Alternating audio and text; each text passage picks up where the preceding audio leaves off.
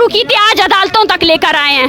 हम ये साबित करना चाहते हैं कि ये वही अदालतें हैं जहां पे हजारों की तादाद में बलोच, पश्तून, सिंधी मिसिंग पर्संस के केसेस चल रहे हैं। ये अदालतें प्रोटेक्शन ऑर्डर्स के बावजूद उन लोगों को बाजियाब नहीं करा सके। ये एक फेल्ड रियासत है और ये आगे जाकर इसको समझ आएगी कि जितना तशद्दुद इस्तेमाल किया जाएगा उतनी आम आवाम उसके खिलाफ मजम्मत करेगी और खड़े होगी। कि जेलों की दीवारें चाहे जितनी भी बुलंद क्यों ना हो, एक माँ के हौसले से हमेशा वो पस्ती हो जाती हैं। वो लोग जो हमें दबाना चाहते हैं, जो हमें कमजोर करवाना चाहते हैं, वो खुद कमजोर है। अब बलोच बेडर हो चुका है, अब पश्तून बेखौफ हो चुका है। आपके तशद्दुद ने हमारी नस्लें उजाड़ दी हैं। सरफराज मुफ्ती का कहना है कि कुछ लोगों का नुमाइंदे है और ये दहशतगर्दों के प्रॉक्सी है। इस हवाले से आप क्या कहना चाहेंगे? देखिए, ये तमाम इल्ज़ामात है, हम इन तमाम इल्ज़ामात की तरदीद करते हैं। हमारी तहरीक सच पर मबनी है। आप चाहे जितनी भी झूठ गढ़ ले, आप चाहे जितनी बिलियन डॉलर्स खर्च कर ले, लेकिन फिर भी आप हमें नहीं रोक सकेंगे। इस वक्त BYC के रहनुमा डॉक्टर मारंग बलोच और उनके साथियों को कोयटा के अदालत में पेश किया गया और अब उन्हें वापस लेके जा रहे हैं। जी शाह साहब, कुछ कहेंगे आज के समाअत के हवाले से? बस आज की समाअत यही है कि फिर दोबारा यही मुतासिब जज, वही 15 रोज़ा रिमांड, वही सब कुछ। बस इसके खिलाफ बलोच को मुत्तहिद होना होगा। पंजाबी गब्ज़गीर के खिलाफ एक ही सूरत है बस।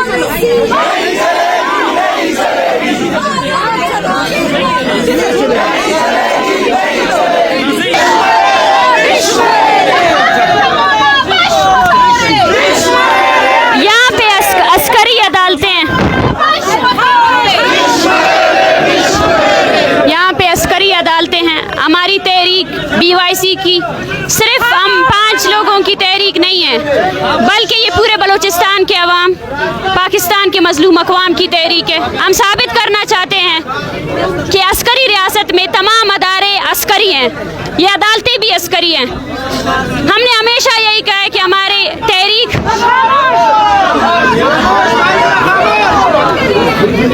जब तक हमारी तहरीक चली, हमने यही कहा है कि हमारे आइन और कानून के अंदर मजलूम अक़वाम की तहरीक चला रहे हैं, मगर आज पाकिस्तान ने उसी कानून को एक आला बनाया हुआ है। ये अदालतें जो आम आवाम के लिए उनको रिलीफ देना चाहिए था, ये अदालतें आज अस्करी कुव्वतों की आलाकार बनी हुई हैं। लेकिन हम ये कहना चाहते हैं उनसे कि हमारी जद्दोजहद इन खोखले अदालतों, इन खोखली जेलों से बहुत बड़ी है, बहुत अजीम है। आज अगर बलूचिस्तान में ये तहरीक जारी है तो इस तहरीक की शुरुआत जेलों से हुई थी, टार्चर सेलों से हुई थी। आज बलूचिस्तान के अवाम को हम यही पैगाम देना चाहते हैं कि पाकिस्तान की रियासत ने BOIC को इसलिए कैद रखा है ताकि आम आवाम इससे खौफजदा हो, लेकिन हम चाहते हैं कि हम मिसाल बना कर रखेंगे कि कोई भी तहरीक जेल से, कैदबंद से कभी भी पीछे नहीं हटती है। और इस हर शख्स के लिए ये पैगाम है हमारा कि जेलों की दीवारें चाहे जितनी भी बुलंद क्यों ना हो, एक माँ के हौसले से हमेशा वो पस्ती हो जाती हैं। हम हर बार यहाँ आते हैं और हर बार जज साहब जो है ना सरकारी वकील से रिक्वेस्ट करते हैं, ये है इस जुडिशरी का असली चेहरा जो हम दिखाना चाहते हैं। आज उसी कानून को हथियार बनाकर 90 दिन तक लोगों को CTD की हिरासत में रखा जाता है। वो CTD जो हमारे वसाइल से उसको वसाइल दिए जा रहे हैं। इस तहरीक की ताकत हमेशा से आम आवाम रही है और हमेशा से आम आवाम रहेगी। हमने ये तहरीक जो सड़कों पे शुरू की थी आज अदालतों तक लेकर आए हैं। हम ये साबित करना चाहते हैं कि ये वही अदालतें हैं जहाँ पे हजारों की तादाद में बलोच, पश्तून, सिंधी मिसिंग पर्सन्स के केसेस चल रहे हैं। ये अदालतें प्रोटेक्शन ऑर्डर्स के बावजूद उन लोगों को बाजियाब नहीं करा सके, मगर यही अदालतें BOIC की सियासी एहलकारों के खिलाफ उसी रोड बंद करने की दहशतगर्दी के केसेस चला रहे हैं। कोई भी रियासत आम आवाम के बगैर नहीं चल सकती है। ये एक फेल्ड रियासत है और ये आगे जाकर इसको समझ आएगी कि जितना तशद्दुद इस्तेमाल किया जाएगा उतनी आम आवाम उसके खिलाफ मजम्मत करेगी और खड़े होगी। मैं अपनी उन माओं को भी ये पैगाम देना चाहती हूँ जो इस्लामाबाद के बेरहम हुक्मरानों के सामने बैठे हैं। मैं उनको 100 सलाम पेश करती हूँ कि इतनी गर्मी में, बारिश में वो 30 दिनों से इस जद्दोजहद को जारी रखे हुए हैं। हमारी यही जद्दोजहद एक दिन हमारे आने वाले नस्लों के लिए भी एक पैगाम लेकर आएगी। मेरा पैगाम यही है आम आवाम से कि वो सड़कों पर निकले, वो अपने हकूक के लिए एहतजाज करे। वो लोग जो हमें दबाना चाहते हैं, जो हमें कमज़ोर करवाना चाहते हैं, वो खुद कमज़ोर है। अब बलोच बेडर हो चुका है, अब पश्तून बेखौफ हो चुका है।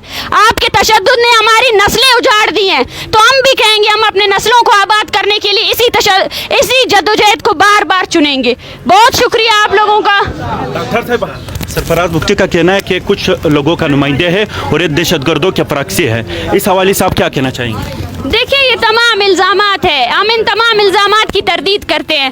वो एक सूबे के वज़ीर आला होने के बजाय, जिम्मेदारी के बयानात देने के बजाय वो सिर्फ इल्ज़ामात पर काम कर रहे हैं। वो सिर्फ रियासती प्रोपेगेंडा पर जो है ना आगे लेकर जा रहे हैं, रियासती प्रोपेगेंडा को।